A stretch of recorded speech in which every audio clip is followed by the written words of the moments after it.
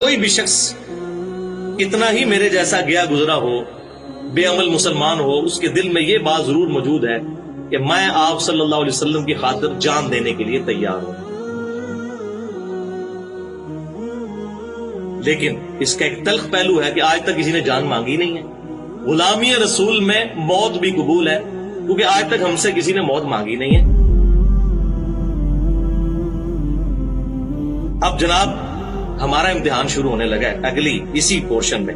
فالذین آمنوا، تو پس جو لوگ ایمان لائیں گے اس پیغمبر پہ،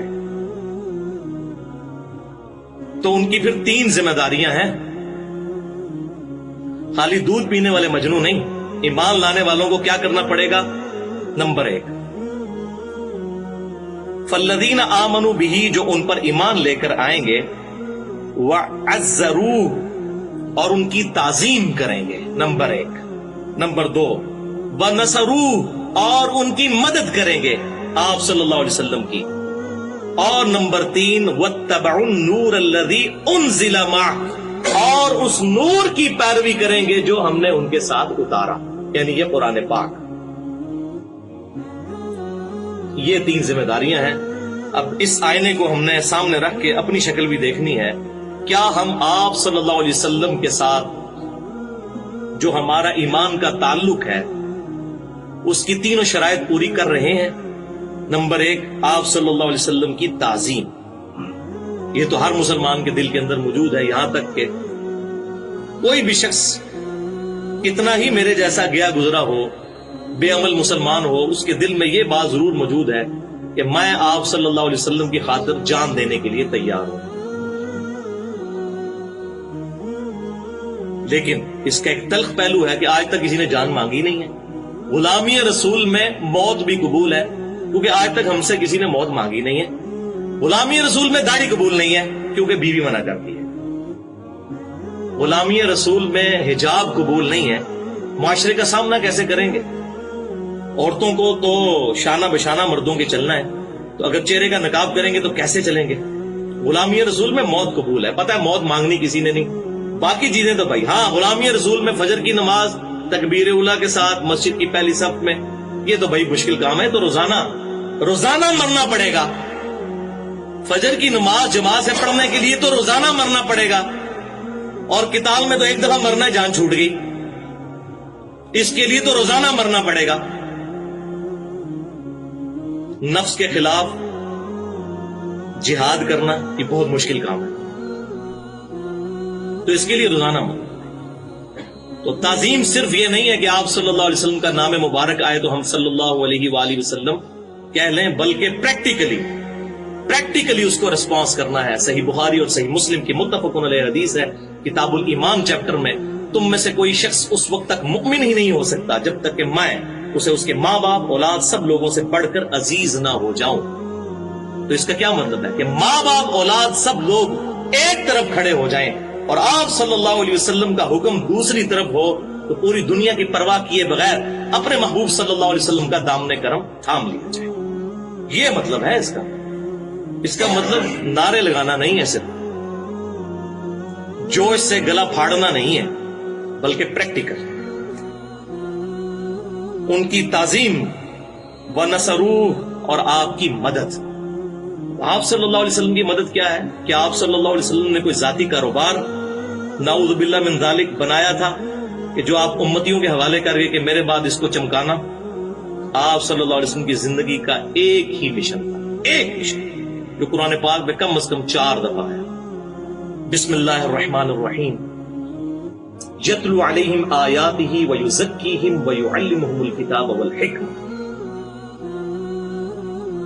اور یہ وہ آیت ہے جس پہ اللہ تعالیٰ نے سورہ آل عمران کے اندر 164 نمبر آیت میں احسان جتایا ہے۔ اللہ تعالیٰ لقد من اللہ علی المؤمنین اذ بعث فیہم رسولا من انفسہم، اللہ کا احسان ہے کہ اس نے مومنین میں انہی میں سے ایک رسول کو مبعوث کیا، یتلو علیہم آیاتہ، جو اس قرآن کی آیات ان پر تلاوت کرتے ہیں، وَيُزَكِّيهِمْ، اور اس کتاب کے ذریعے ان کا تزکیہ کرتے ہیں۔ اور جب بیسک تزکیہ ہو جاتا ہے وَيُعَلِّمُهُمُ الْكِتَابَ وَالْحِكْمَةَ، تو اس کتاب کو پھر صحیح طریقے سے ان کے دلوں میں راسخ کرتے ہیں، اور حکمت کی باتیں قرآن اور اسی کی ایکسپلینیشن سنت جو صحیح الاسناد احادیث سے ڈیرائیوڈ ہو وہ سکھاتے ہیں۔ وَإِن كَانُوا مِن قَبْلُ لَفِي ضَلَالٍ مُبِينٍ، اور اس قرآن کے اور محبوب صلی اللہ علیہ وسلم کے آنے سے پہلے یہ لوگ کھلی گمراہی میں تھے۔ کون؟ صحابہ کرام علیہم رضوان۔ اور میں اس پہ جملہ بولتا ہوں کہ صحابہ کرام علیہم رضوان اس قرآن اور صاحب قرآن صلی اللہ علیہ وسلم کے آنے سے پہلے کھلی گمراہی میں تھے، اور ہم اس کے آنے کے بعد بھی کھلی گمراہی میں ہیں کہ کتاب پڑھتے ہی کوئی نہیں ہے، بولے اعوذ باللہ تعالی۔ تو ان کو جو گمراہی سے نکلنے کی گارنٹی ملی اس کتاب پر عمل کرنے کی وجہ سے، آپ صلی اللہ علیہ وسلم کی اتباع کرنے کی وجہ سے۔ تو آپ کا کوئی ذاتی کاروبار نہیں تھا، آپ کو ایک ہی مشن دیا گیا۔ سورۃ الانعام آیت نمبر 19، وَأُوحِيَ إِلَيَّ هَذَا الْقُرْآنُ لِأُنذِرَكُمْ بِهِ وَمَنْ بَلَغَ۔ اے محبوب صلی اللہ علیہ وسلم فرما دیجئے یہ قرآن مجھے اس لیے وحی کیا گیا ہے کہ اس کے ذریعے میں تمہیں بھی ڈر سنا دوں، اور جس تک یہ دعوت پہنچ جائے وہ اسی کتاب کے ذریعے ڈر سنائے، دعوت کا کام کرے، کسی مولوی کی لکھی ہوئی کتاب سے نہیں، اللہ کی کتاب سے۔ یہ آپ کا مشن تھا۔ بہرحال اس پہ میں نے یوم عرفہ 1432 ہجری میں تقریباً 2 گھنٹے کی گفتگو کی تھی۔ مسئلہ نمبر 1 کے نام سے اہل سنت پاک.com پہ اپلوڈ ہے، امام الانبیاء کی دعوت قرآن، 50 آیات سے قرآن کی دعوت کا خلاصہ، اور تقریباً 8 صحیح الاسناد احادیث میں نے، جن میں سے 7 صحیح بخاری اور صحیح مسلم سے تھیں، وہ بیان کی تھی۔ اور اسی پہ ریسرچ پیپر بھی ہے جو آپ کو لیکچر کے اینڈ پہ ملے گا، امام الانبیاء کی دعوت قرآن صلی اللہ علیہ وآلہ وسلم۔ تو آپ صلی اللہ علیہ وسلم کی مدد کرنی ہے، وَنَصَرُوهُ، مدد کرنی ہے۔ عیسیٰ علیہ السلام نے کیا کہا؟ مَنْ أَنصَارِي إِلَى اللَّهِ، کون ہے جو اللہ کے لیے میری مدد کرے؟ وہ ذاتی کام کے لیے مدد نہیں، بلکہ اللہ تعالی کے دین کی اشاعت کے لیے مدد کرنا، ذاتی مدد تو نہیں۔ ذاتی تو پیغمبروں نے کوئی ایسا کاروبار نہیں چھوڑا کہ وہ آنے والے فالوورز کو کہیں کہ بھئی اس کے پیچھے چلنا شروع کر دو اور اس کو چمکانا شروع کر دو۔ دین کے لیے مدد، اور قیامت تک کے لیے ہر امتی کی رسپانسبلٹی ہے کہ وہ آپ صلی اللہ علیہ وسلم کا پیغام دوسروں تک پہنچائے۔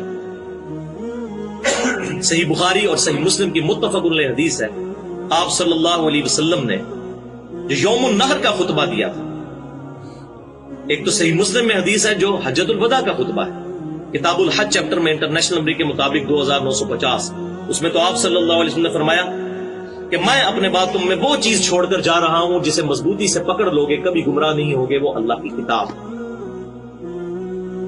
اور پھر آپ صلی اللہ علیہ وسلم نے ارشاد فرمایا کہ کل کو جب میرا رب تم سے پوچھے گا کہ میں نے اپنے رب کا پیغام تم تک پہنچا دیا تو کیا جواب دو؟ تو سب نے کہا یا رسول اللہ صلی اللہ علیہ وسلم، ہم گواہی دیں گے کہ آپ صلی اللہ علیہ وسلم نے اللہ کا پیغام ہم تک پہنچا دیا، آپ صلی اللہ علیہ وسلم نے ہمیں نصیحت فرمائی اور بڑی خیر خواہی فرمائی۔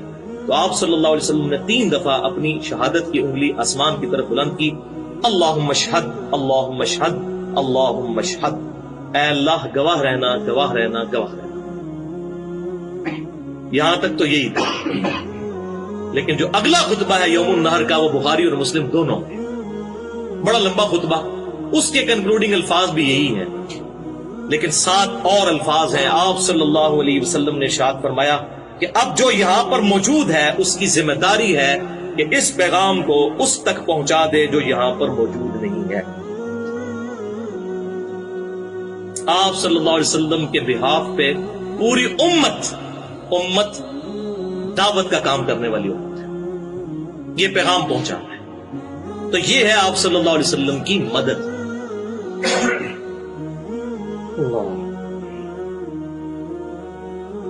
وَاتَّبَعُوا النُّورَ الَّذِي أُنزِلَ مَعَهُ، اور اتباع کرو اس نور کی جو ان کے ساتھ ہم نے نازل کیا۔ یہ کتاب اب اس کے اندر تو سب کچھ ہی آ گیا، بالکل سپرلیٹو ڈگری آ رہی ہے۔ پہلے کہا تعظیم کرو، مدد کرو، اور ہاتھی کے پاؤں میں سب کا پاؤں، سب سے بڑی بات کر دی کہ اس نور کی پیروی کرو، اس کتاب کی پیروی۔ آپ صلی اللہ علیہ وسلم نے اپنی وفات سے 2.5 مہینے پہلے جو خطبہ دیا ہے حجۃ الوداع کے بھی بعد، صحیح مسلم میں اوپر تلے 4 احادیث ہیں انٹرنیشنل نمبرنگ کے مطابق 6225 سے لے کر 6228 تک، جسے غدیر خم کا خطبہ کہتے ہیں۔ جو اہل سنت اور اہل تشیع کے ہاں کامن خطبہ ہے، جو ہم نے اپنے منہج پہ بھی لکھا ہوا ہے، کہ آپ صلی اللہ علیہ وسلم نے غدیر خم نامی جگہ پر پڑاؤ فرمایا مدینہ شریف واپس آتے ہوئے حج کے بعد. اب یہ خطبہ حجۃ الوداع کے بھی بعد کا خطبہ ہے، اسے بھی سپرسیڈ کرنے والا. اور کنکلوڈنگ الفاظ ہے، اے لوگوں آگاہ ہو جاؤ، میں بھی ایک انسان ہوں، قریب ہے کہ اللہ کا قاصد یعنی موت کا فرشتہ میرے پاس آئے اور میں اس کی دعوت قبول کر لوں. میں اپنے بعد تم میں 2 بھاری چیزیں چھوڑ کر جا رہا ہوں. ان میں سے پہلی چیز اللہ کی کتاب ہے، اس میں ہدایت ہے، اس میں نور ہے.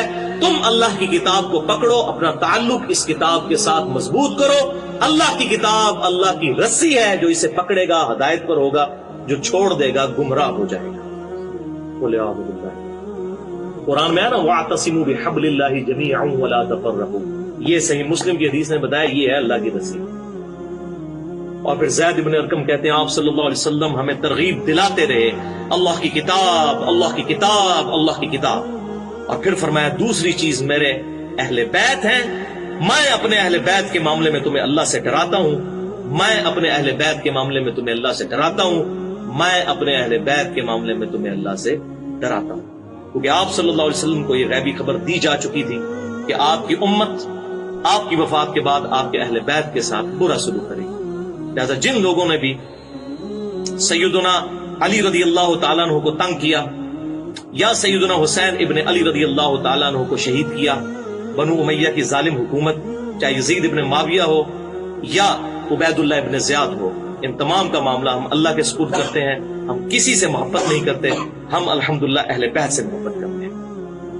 بہرحال اس میں جو پورشن ہے قرآن کو پکڑنے کا، اور وہ جو دوسری حدیث ہے وہ اس سے بہت نچلے لیول کی روایت ہے. المستدرک للحاکم میں انٹرنیشنل نمبر کے مطابق 318 نمبر حدیث، کہ میں اپنے بعد تم میں 2 چیزیں چھوڑ کر جا رہا ہوں، وہ حجۃ الوداع کے موقع پر، جنہیں مضبوطی سے پکڑے رہو گے تو کبھی گمراہ نہیں ہوگے. ایک اللہ کی کتاب اور دوسرے اس کے محبوب صلی اللہ علیہ وسلم کی سنت. تو کتاب اللہ کو ماننا اور سنت کو ماننا ایک ہی چیز ہے. اسی کتاب نے سنت کی طرف رہنمائی کی. من یطع الرسول فقد اطاع اللہ، جس نے رسول اللہ صلی اللہ علیہ وسلم کی اطاعت کی گویا کہ اس نے اللہ کی اطاعت کی. الحمدللہ. اب آ رہا ہے جناب اتنی مشکل یہ 3 کڑی شرائط کے بعد اولئک هم المفلحون، تو پھر ایسے لوگ ہیں فلاح پانے والے. اتنے تو جناب بڑے ہیں جناب، ایک بار کلمہ پڑھ لے جناب سیدھا جنت ہی جانا ہے. دیکھ لو جناب جنت ہی جانا اتنا سوکھا نہیں ہے، جنت میں جانا اتنا آسان نہیں، بڑا مشکل کام ہے. 3 شرائط. اب قرآن کوئی پڑھے گا تو پتہ چلے گا نا. کچھ بھی ہے یا اللہ تیرے محبوب کی امت سے، ہے اللہ ہم سود خور ہیں، حرام خور ہیں، بے ایمان ہیں، قاتل ہیں، بے نمازی ہیں، کچھ بھی ہے یا اللہ تیرے محبوب کی امت سے ایسا نمازہ کوئی نہیں پڑھنی، سانو ویسے ہی معاف کر دے. یہ کیا نا. اور یہ میں کہہ رہا ہوں یہ اس کے اوپر اگر اللہ تعالیٰ کے مورل لاز دنیا میں ایکٹیو ہوتے تو فوراً سر کے اوپر جوتی پڑتی کہ اپنی ناپاک زبانوں سے ہمارے محبوب صلی اللہ علیہ وسلم کی نسبت کا نام لیتے ہو. جو کچھ بھی ہے تیرے محبوب کی امت ہے، یعنی تیرے محبوب کی بات ماننی کوئی نہیں، بس یہ نسبت کی وجہ سے ہمیں تار دے. تو یہ 3 شرائط، آپ صلی اللہ علیہ وسلم کی تعظیم، آپ صلی اللہ علیہ وسلم کی مدد یعنی دین کی ترویج، اور تیسری چیز پیروی کرنی ہے کتاب اللہ کی، تو پھر فلاح انشاءاللہ تعالی مقدر ہو جائے گی انشاءاللہ. اب یہ بات کے بعد آپ صلی اللہ علیہ وسلم کی طرف سے دعوت دی جا رہی ہے. قل یا ایھا الناس انی رسول اللہ الیکم جمیعا. اے محبوب صلی اللہ علیہ وسلم اب فرما دیجئے علی الاعلان پوری انسانیت کو کہ اے انسانوں بے شک میں تمہاری طرف رسول ہوں، تم سب کی طرف اللہ تعالی کی طرف سے. الذی لہ ملک السماوات والارض، اس اللہ کی طرف سے کہ جو کچھ آسمانوں اور زمین میں ہے وہ اسی کی ملکیت ہے. لا الہ الا ہو، نہیں ہے کوئی معبود مگر وہی. یحیی و یمیت، وہی زندگی دیتا ہے اور وہی موت دیتا ہے. یہ اللہ کا تعارف آ رہا ہے، اس اللہ کی طرف سے میں پوری انسانیت کی طرف رسول بنا کر بھیجا تھا.